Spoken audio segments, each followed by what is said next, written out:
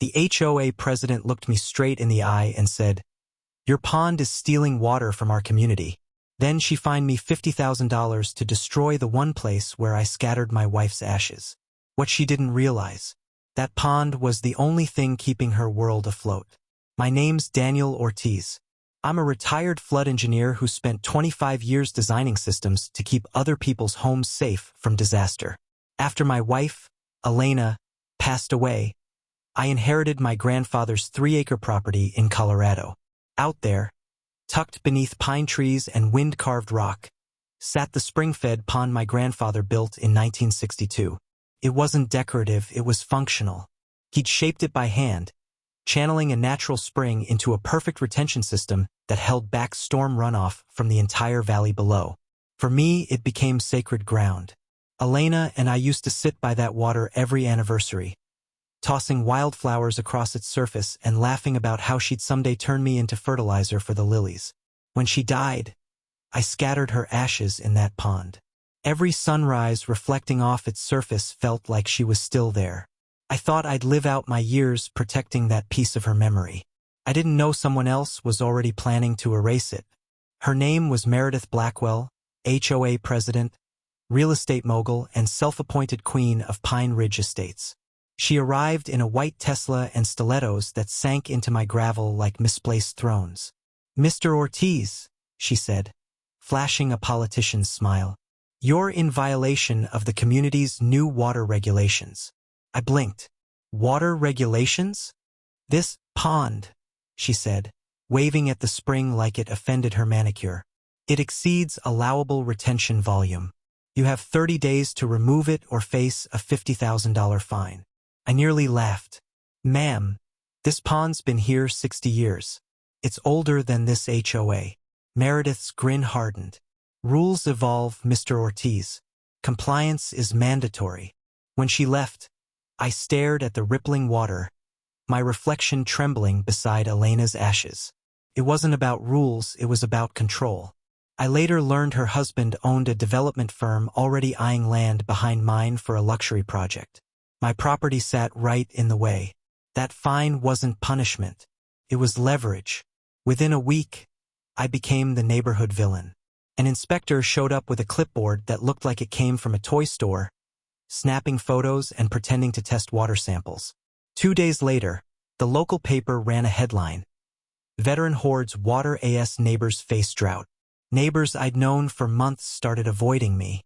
Someone spray-painted "water thief" across my mailbox.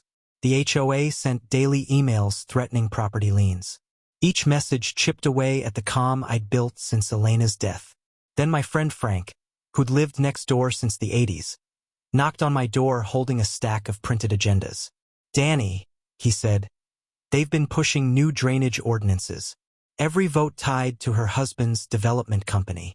That's when it hit me, they weren't trying to save water. They were trying to drain me out. I looked out at Elena's pond, still shimmering under the afternoon sun. "If they want a war over water," I said, "they just open the floodgates."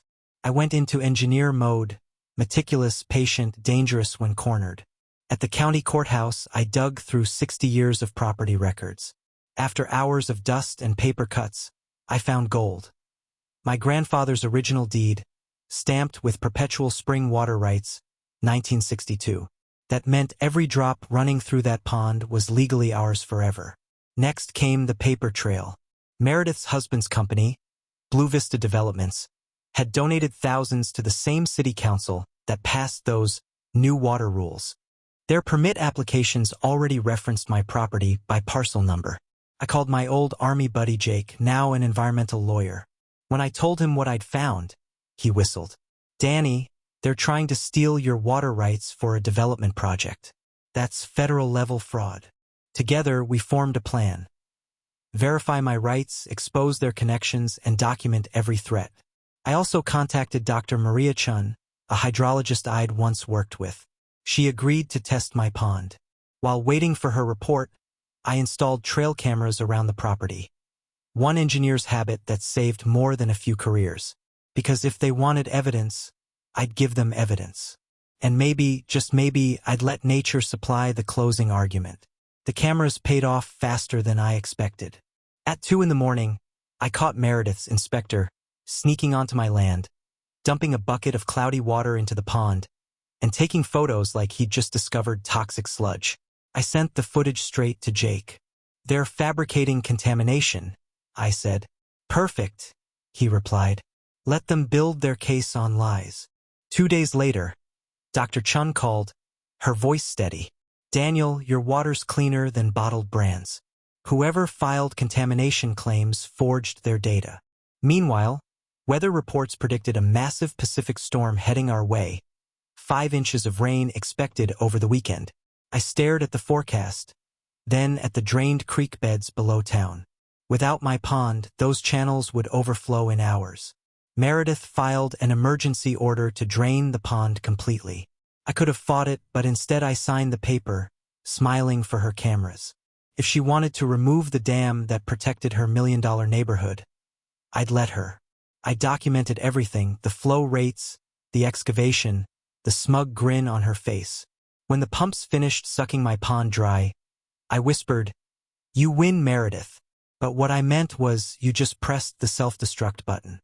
That Friday night, the storm rolled over the mountains like Judgment Day. Rain hammered rooftops, wind screamed through the valley, and lightning lit up the sky like camera flashes from angry gods. From my porch, I watched muddy torrents race down the hillside, right toward the neighborhood below. By midnight, the first calls came in. Basements flooding, streets turning into rivers.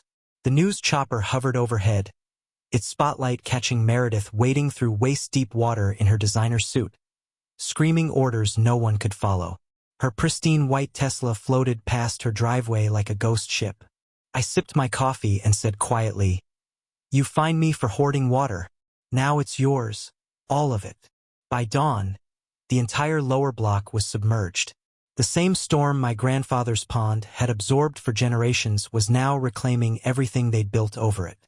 When emergency crews arrived, one firefighter looked up at my property, bone dry, and muttered, "Guess someone built that right.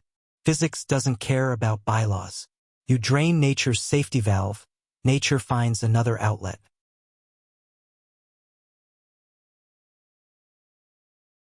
Within days, investigators traced the flooding back to the HOA's illegal drainage order. Meredith's husband's company had falsified permits and bribed an inspector. Federal agents arrived with handcuffs.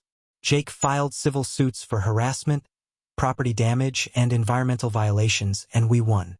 The fines they'd tried to bleed from me paid to rebuild the pond. This time, the entire community helped. Neighbors, kids, even newcomers who'd believed her lies. We planted native reeds, restored the water line, and dedicated the spot to Elena and my grandfather. Now every ripple reflects peace instead of rage. They tried to fine me for hoarding water. Turns out you can't find nature. She always balances the debt. What would you do if someone tried to erase your family's legacy with paperwork and greed? Drop your HOA horror stories below, and hit subscribe for more tales where karma does the heavy lifting. Because sometimes, the best revenge isn't loud. It's just letting nature finish the conversation.